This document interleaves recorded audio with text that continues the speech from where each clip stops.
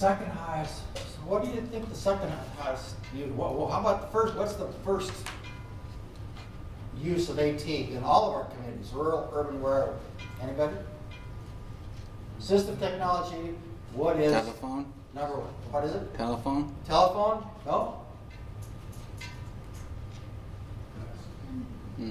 Low tech, glass, visual aids is the number one assistive technology for all of our areas.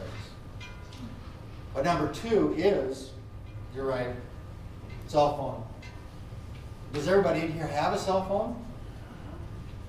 You know, I didn't have a cell phone until I was 60 years old. Much to the chagrin of my daughters and my wife, because they couldn't. I was just resistant to having it. I didn't want somebody checking up on me, knowing where I was all the time or whatever. I just know where you are now. Yeah, they do. Well, at my age, that's probably a good thing now. But cell phone, looking at, so most phones are either the iPhone or the Android-based kind of a phone. And so these phones, their primary use is communication, maps, calendars, photos, music, goes on and on. And the issue with these that I think a lot of people don't take real advantage of is there's all kinds of accessibility options with these devices. These accessibility options, you know, how many people here text? Almost all of us text. We text message. And how many people use the voice recognition to do that texting? Some people do. You can't understand it when you do get it. It's You know, my gibberish wife, my wife is a smart woman. And she has great dexterity. But if we want to have a competition and sending a text that, I can be there 100% of the time because she will refuse to use voice recognition and I will use it every opportunity I have. My fingers may be too big, but it just makes it easier for me to talk into that device and have it write it out. Now, I will admit it takes practice and you need to learn to, I'm going to call it a bit of cadence, a voice cadence to make voice recognition easier. But once you have that, using these kind of devices with the voice recognition is incredibly much easier to use. Text to speech, we have reading things that are available. We'll read the text that's on the phone. I'm going to show you an app here in a minute that's crazy. We have different auditory navigational kinds of options that are available there. Calendar reminders, apps, memory, task completion, goes on and on. So we have the wearable technology. Does anybody have an iWatch, an Apple Watch in here? Do you love your Apple Watch? No, I gave it to my mom. This is why I love assistive technology. Because people love it or hate it. My wife has an iWatch and she wouldn't be without it. That iWatch has become a dispensable thing for, she wears it so darn much, if she takes it off, you can see she's got a big white spot on her wrist here. I gave it to my grandkids last Christmas. Oh, I didn't want to try it. it takes time. There's positives and negatives. Two small rooms. Thank you. We're going to get to that on the other side of the coin. So, I mean, there are the positives. I mean, it makes appointments. It'll remind you of calendars, medications, and for communication. She can actually make phone calls, talking to her wrist, which I think is silly. Navigation to when we're going somewhere, she's going somewhere. When she puts that directions into her phone, every turn that she should make, her wrist buzzes. So as the turn comes up, she knows that where she's going to have to, it's very close to where she needs to be thinking about turning right or left. So monitoring, a lot of their applications are now available, so if you have a consumer who tends to wander or whatever, as their care provider, you can, if they're wearing a watch and they have their phone with them, you can monitor their location so you know where they're at. Again, buying things, making purchases, playing music, goes on and on. Then we get into the cons of using these kinds of devices, and it isn't just the Apple Watch that I'm running down here when I'm talking about cons. But again, they're so small. And if you have any kind of tremors, if you have big fingers, whatever, it's really hard sometimes to touch the correct icons, yeah. So I work with many individuals that are on fixed income, so they have the free government phone. The problem with those nowadays is they're usually the smartphones, and they're really difficult for people to use, especially if their hands don't have much mobility, or they can't really focus or see what's on there. So if you have ways for people to use those smartphones better, I noticed you have the sticker one, but I'm not sure with the government phones if they have those same buttons. I've tried to use one, I couldn't really figure it out. Sometimes people have to squeeze it on both sides to get it to turn on, and they just can't, they don't have that mobility in their hands to do that. Well, when you refer to government phones, what kind of is that It's a very cheaply made smartphone. is it based on Android technology or Apple? I think it's an Android technology, and they get free minutes on it every month, and it gets sent to them in the mail. It used to be a flip phone with a. Right. They love those, but they don't provide those anymore. They only do the smartphones, which is. I'm gonna be honest with you here. I haven't seen one, so I can't really give you. I mean, I can make something up, but I don't. That could be your next project. It will be. It will be because I know, including my father and mother-in-law, they could use a knockoff smartphone, but there are these kind of devices that are out there. I think for the technology, because if it's a squeeze, if it's the grip kind of things for activating them, I'd have to see one to really help you with that question. But we can talk afterwards about more on that. So other kinds of cons that we have is the vision, because of the small nature of it, is difficult for some people. Detailed setup. A lot of people have a hard time with setting these kinds of devices up, and it requires somebody else to help them do that. The iPhone, I mean, these watches are good as long as you have your cell phone somewhere within about, I would say, 300 feet. Doesn't have to be 300 feet because it depends on if there's walls or not, but they depend on Bluetooth. And Bluetooth is good up to about 300 feet, but without that, you don't have Wi-Fi. So in a lot of the apps require Wi-Fi now, so you don't have all the solutions if you don't have your phone close by anymore. So we talk about some of the apps that are fun to use, that are really a good solution. And one of those apps that I wanted to share with you is how many people again have the iPhone? Okay, so there's an app that was designed by Microsoft, and it was designed primarily for people with visual impairments or people who have difficulty reading. They can't see the words, or they can't identify the words, but they can auditorily pick something up. So in using or reading material, I'm just going to, does somebody have something to read here? Okay, so this is the agenda for today. And so I'm going to hit a little button on here that says read short text. And so short text. Centers for Independent Bill Kane, Centers for Independent Living. Bill Kane to Independent served for the day paid $2 on April 16th, 2019. It's never seen this before. Thank you very much. Not sure. So that it reads anything that's out there. So and you can adjust the reading on it. This is one of many kinds of apps that do visual kinds of reading. But again, this is a free, it's called Seeing, Seeing AI. That's for an Apple phone. Other things that it'll do, does anybody have a $100 bill I can use?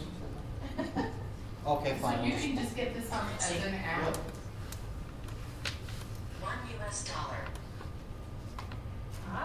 So, here's another one.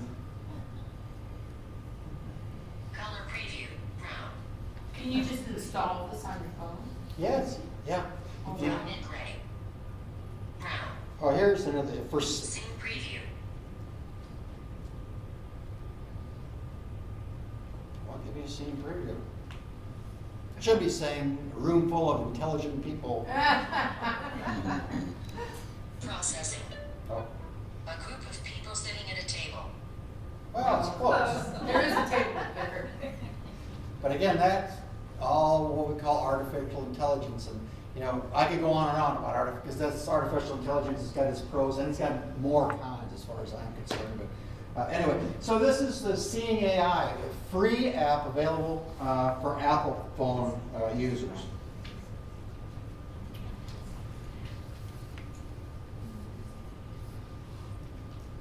Have you used the Android version? There is not an Android version to my knowledge.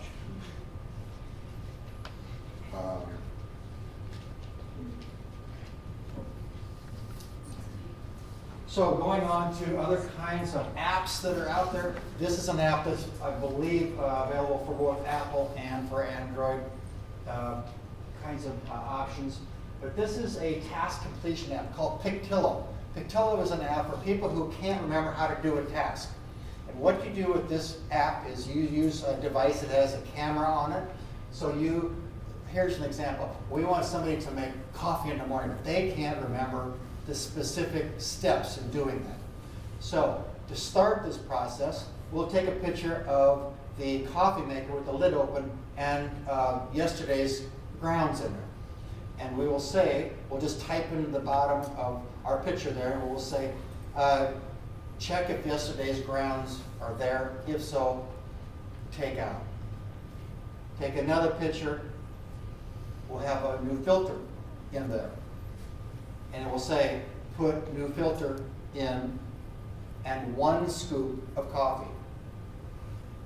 Go to the next slide picture, take another one of where to turn it on at. Now, when we go to use it, we look at the first frame in this app, and it's a picture of the grounds in that coffee, and the computer reads the text you typed in. Check to see if grounds are there. Or you can have your caregiver read that and tape those that says read, see if grounds are there, so they recognize that voice.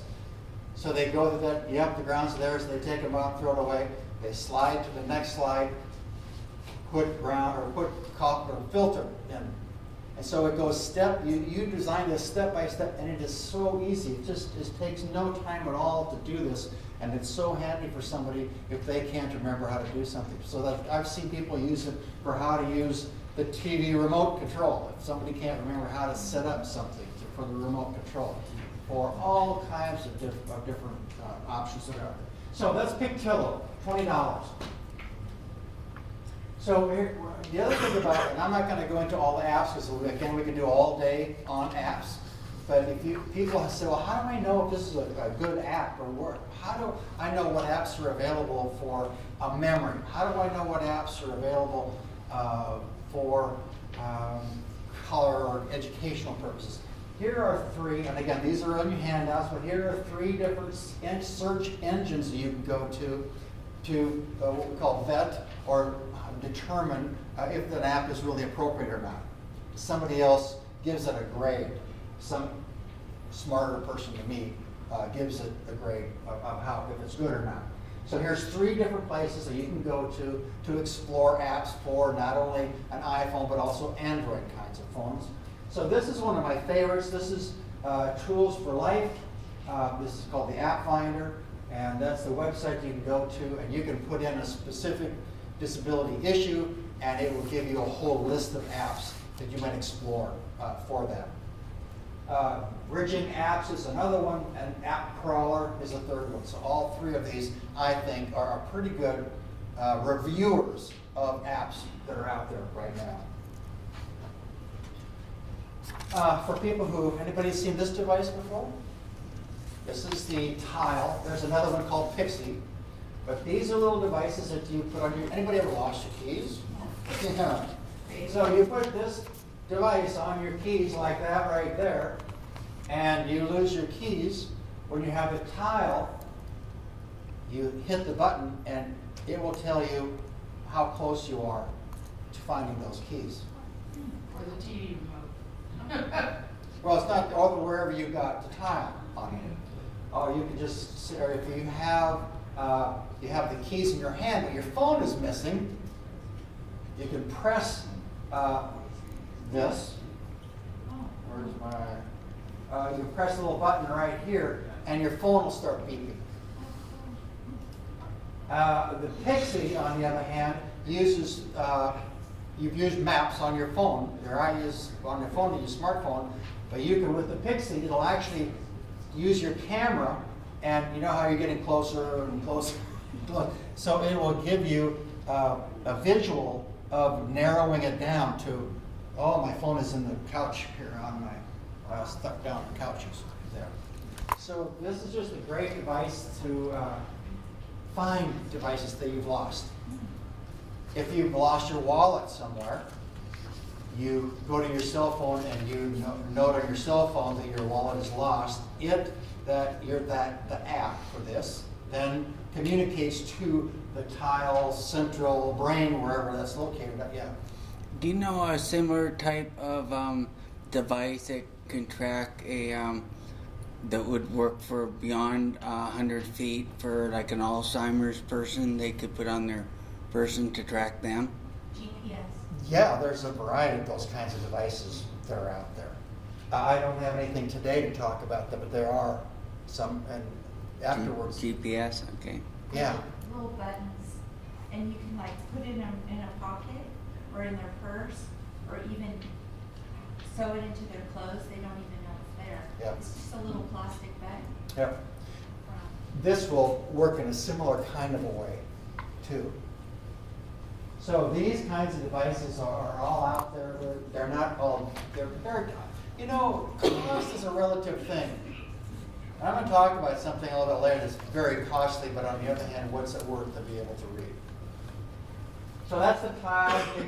This is a reminder, Rosie. This is another, so you can get this through Amazon or wherever, but for people who have a hard time remembering their appointments, remembering they take their medications or whatever, Reminder Rosie is about $95, I think, and it gives voice commands. So you can say, Reminder Rosie what time is it, and it'll tell you what time it is. You can say, Reminder Rosie, ask it as a basic question, and it will give you information. It won't do the same thing as a lot of smartphones technology, but you can program this. You can have a care provider make a recording that at 9 o'clock every day, remember to take your pill. Identify the pill. Or you can have that do at 10 o'clock, you're going to see the doctor. So you can set this up at 9:30, it will say, remember at 10 o'clock you're going to see the doctor. 9:45, remember in 15 minutes we got to go see the doctor. So you can set it up to do those kinds of sequential kinds of activities to help people remember. So you can, I think 10 personal, so you can have 10 different family members or wherever give specific memory cues on using Reminder Rosie. This is called iBeacon technology, and an iBeacon looks like this device, the blue thing you see on the wall right here, and that's not a very good picture of how, because it's really